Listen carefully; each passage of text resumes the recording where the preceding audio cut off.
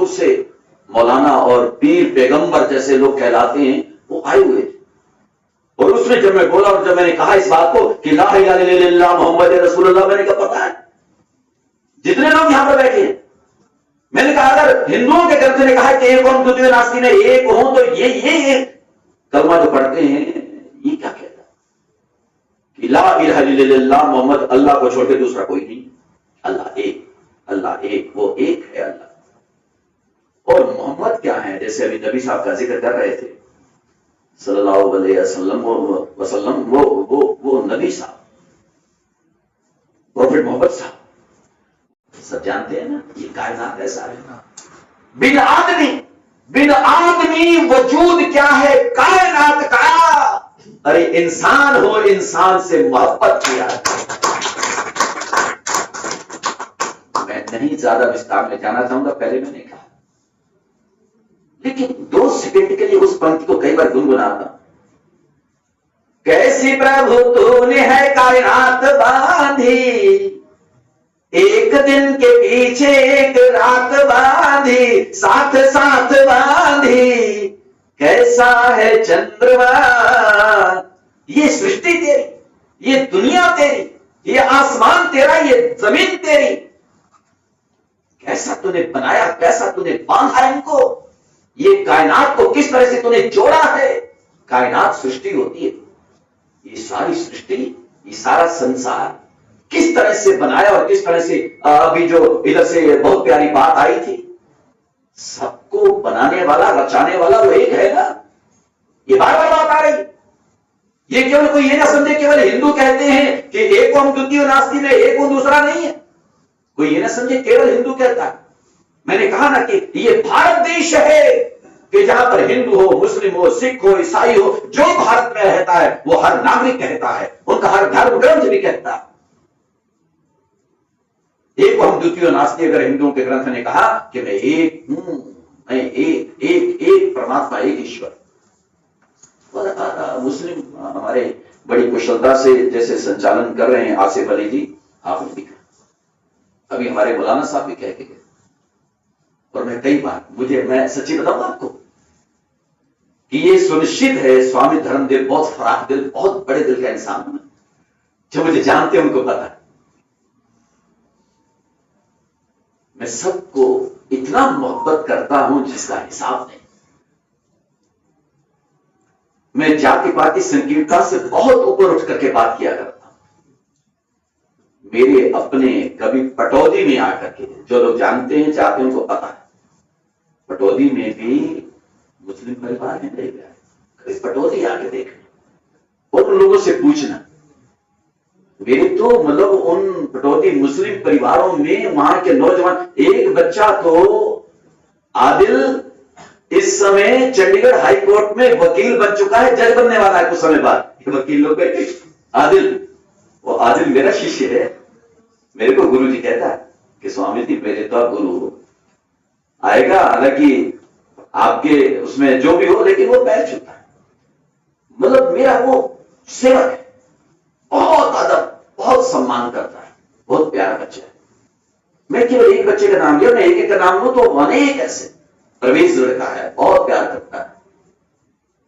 उसी के साथ साथ फिर मुझे बात भी याद आती है, पीछे क्या हुआ 2001 में, आप लोग जानते हैं कि भुज में भूकंप आया। भगवान न करे ऐसी घटनाएं भी हो जाती है, और मेरा शौक है ऐसा कि भगवान न करे, खुदा न करे कोई ऐसा दिन किसी को देखने को मिले, पर आ जाता है दुनिया में। मैं तब भी भुज में जाकर के वहां पर कैंप लगाया, उन लोगों के बीच में 115 वॉलंटियर लेकर के गया, 40 ट्रक सामान लेके गए, 1100 किलोमीटर यात्रा करके वहां पहुंचे और वहां कैंप लगाया। ब्रिजवाणी तहसील को अडॉप्ट किया, उसका एक गांव ब्रिजवाणी है, पूरा रापड़ा तहसील का ब्रिजवाणी गांव, भुज जिले में, गुजरात में। तो खैर वहां हम सामान बांट रहे थे, लोगों के घर घर सामान पहुंचा रहे थे, 40 ट्रक सामग्री थी, सब दे रहे थे। तो उसी बीच में जैसे बड़े कुशल पत्रकार यहां बैठे हैं ना, हमारी आवाज को, हमारी बात को बहुत दूर दूर तक पहुंचाते हैं, ऐसे प्यारे कुछ बंधु आ गए। क्योंकि ओम प्रकाश चौटाला उस समय हरियाणा के मुख्यमंत्री थे, उनका हेलीकॉप्टर भी हमारे पटौदी के कैंप में उतरा, वो भी देखने गए थे माहौल को, वो भी आए। तो पत्रकार बंधु आए हुए थे। पत्रकार बंधुओं ने कासिम मेरे से पूछा कहने लगे स्वामी जी, वहां बापू भी बोलते हैं गुजरात के लोग कि ये सारा कार्य आप कर रहे हैं, तो उसके बारे में थोड़ी चर्चा करने लगे। तो आप पटौदी से हरियाणा से चल करके यहाँ, तो मैंने कहा भैया मेरा शौक। कहने लगे स्वामी जी फिर कोई भी आप भेदभाव से ऊपर उठ करके, मैंने कहा बिल्कुल। और वहां जो मैंने बात कही थी वो आज आप सुनेंगे, आप हैरान होंगे। उनसे मैंने कहा दुखी दुखी होता है, पीड़ित पीड़ित होता है, परेशान परेशान होता है, जिस पर जुल्म आता है, संकट आता है, तकलीफ आती है, वो कोई भी हो, वो सब बराबर होते हैं हम जैसों के लिए। और इसलिए मैं आज कहना चाह रहा हूं कि यहां पर तो सामान आगे सारे बांट रहे, क्योंकि मैंने जो गांव वहां पर लिया था बिल्कुल पाकिस्तान के बॉर्डर पर था, कच्छ रण में। मैंने बड़े शहर में, मैंने कहा वहां हमारे हरियाणा के कुछ अधिकारी, रामनिवास जी आईएएस थे, विष्णु भगवान आईएएस थे। मैं मतलब अब देखो 22 साल पुरानी बात है, सीधा जाकर के उनसे मिला था। मैंने कहा भैया मैं वहां जाकर के कैंप लगाना चाहूंगा जहां अभी तक सुविधा ना पहुंची हो। कहने लगे स्वामी जी वो तो यहां से 55 किलोमीटर दूर एक जगह तो है, वहां तक अभी हम भी ढंग से नहीं पहुंच पाए। मैंने कहा मुझे वहीं भेजो, मैं वहीं जाऊंगा। तो रातों रात चले, साबुनी की गाड़ी आगे आगे सुनसान घर पहुंच गए। वो विस्तार में नहीं जाना चाहता, पहुंचे तो कैंप लगा दिया अगले दिन। लेकिन जब पत्रकार आए और उन्होंने मेरे से बात की तो मैंने उनसे कहा भैया यहां तो हम बांट रहे हैं, ब्रिजवाणी है, आनंद है, आसपास के गांव हैं, तो इनमें हम बांट रहे हैं, लेकिन केवल 7 किलोमीटर पर, 7 किलोमीटर पर पाकिस्तान का बॉर्डर है। और यहां पर अगर गांव टूटे हैं तो कुछ पाकिस्तान में भी टूटे होंगे। उस समय परवेज मुशर्रफ थे वहां के राष्ट्रपति। मैंने कहा परवेज मुशर्रफ को अगर एतराज ना हो तो हम वहां जाके भी सामान बांटना चाहते हैं। अरे भैया इसमें क्या है, खाली ये थोड़ी ना कि नहीं हिंदुओं के लिए सामान बांटने आए हम। भैया दुखी दुखी है, घर उनका भी गिरा है, घर इनका गिरा है तो उनका भी गिरा है, लेकिन हमें ऐतराज नहीं है, हमें आपत्ति नहीं है, बशर्ते उनको ऐतराज ना होना चाहिए। खैर मैं बात को कह रहा था, उस बात को पूरा कर दूं कि हमारी संस्कृति, हमारी कल्चर, हमारी भारतीय संस्कृति सभ्यता हमें यही सिखाती कि हमें मिलजुल करके रहना होता है। इसलिए मेरा मन था, हालांकि उस दौरान चलो आया, वो यात्रा भी हो गई तो अच्छा हो, लेकिन आज मैं मेवात में सभी धर्म गुरुओं से एक अपील करता हूं।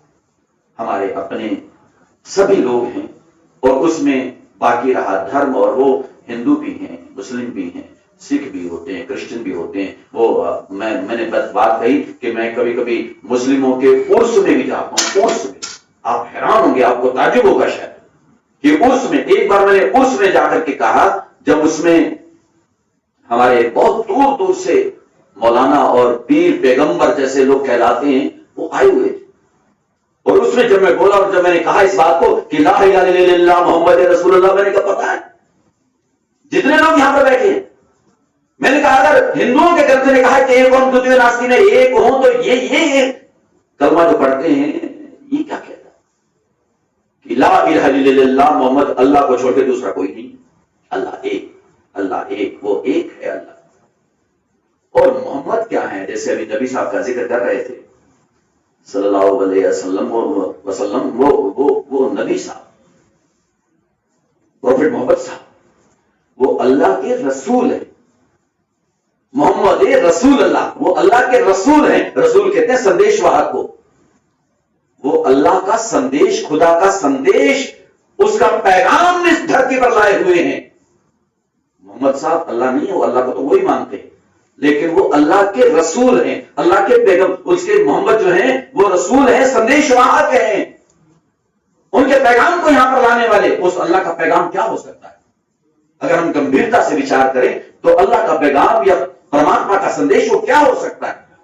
जैसे अभी आपने कहा कि सबको पैदा करने वाला वो, सबको, अब ये ना समझें कि केवल उसने मनुष्यों को पैदा किया 8 करोड़ लोगों को, या 800 करोड़, सॉरी 800 करोड़, 8 अरब मैंने बताया कि पूरी दुनिया में मानव सृष्टि है, इससे फालतू नहीं है।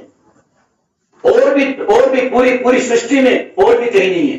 बेशक से चंद्रयान 3 हमारा चंद्रमा पर पहुंचा है, उसके लिए हमारे इसरो के वैज्ञानिक धन्यवाद के पात्र हैं। हमें गर्व है हमारे भारत के वैज्ञानिक, उन्होंने सब चंद्रयान 3 चंद्रमा पर पहुंचा दिया है। और आदित्य एल भी चल पड़ा है 15 लाख किलोमीटर की यात्रा करके, वो भी सूर्य से पहले पहुंचेगा। सूर्य तक तो नहीं पहुंचेगा, 15 लाख किलोमीटर तक जाएगा, फिर एक उपग्रह की आड़ में रह करके सूर्य का वो सर्वे करेगा, उसका निरीक्षण करेगा। मैं बात कर रहा हूं कि चांद लोग पर पहुंच गया ना, पहले भी पहुंचे, चलो नासा वगैरह पहुंचे, तो वहां भी मनुष्य नहीं है। मनुष्य और कहीं नहीं है। मनुष्य है तो केवल इसी धरा पर है, इसी लोक में है, इसी सृष्टि में है, और वो 800 करोड़ है। और केवल 800 करोड़ मनुष्यों को ही परमात्मा ने या उस परवरदिगार आलम ने नहीं बनाया, उस खुदावंद ताला ने, उस ईश्वर ने, भगवान ने सारी सृष्टि को रचा है, सारी सृष्टि को। उसमें प्राणी मात्र को भी, तब मैंने कहा ना, तितली के पर फलक की हिफाजत किया, उसको भी उसी ने बनाया है। कीट पतंगों को उसने बनाया, कीड़े मकोड़ों को उसने बनाया, पशु पक्षियों को उसने बनाया, चराचर जगत को उसने बनाया, स्थावर जंगम मधुर स्वेद जरायुज, चारों प्रकार की सृष्टि का प्रणेता रचयिता वो परमपिता परमात्मा है, वो परवरदिगार आलम है, वो खुदावंद ताला है, उसने बनाया है। तो क्या वो अपने किसी भी बच्चे पर दर्द या पीड़ा आए या पहुंचाए कोई उसे, क्या वो खुश होगा? कभी नहीं होगा, कभी नहीं होगा। अरे फिर चलो पशु पक्षियों की बात तो थोड़ी देर के लिए छोड़ो, आदमी आदमी का दुश्मन बने, इंसान इंसान के खून का प्यासा बने, ये कैसे हो सकता है? मुझे बताओ ना। तो यहां का कोई परिवार खुश हो सकता है, ना यहां का मां बाप खुश हो सकता है, ना यहां का कोई बड़ा बुरा खुश हो सकता है, ना यहां का कोई धर्म को खुश हो सकता है। और परमपिता परमात्मा कैसे खुश होगा? क्या वो खुश होगा ये देख करके? इसलिए नहीं नहीं, वो कहता है नहीं, मुझे तो वो प्यारा लगता है जो मेरे बच्चों से प्यार करता है, बल्कि मेरे परमात्मा, मेरा ऊपर वाला, वो किससे ज्यादा खुश होता है।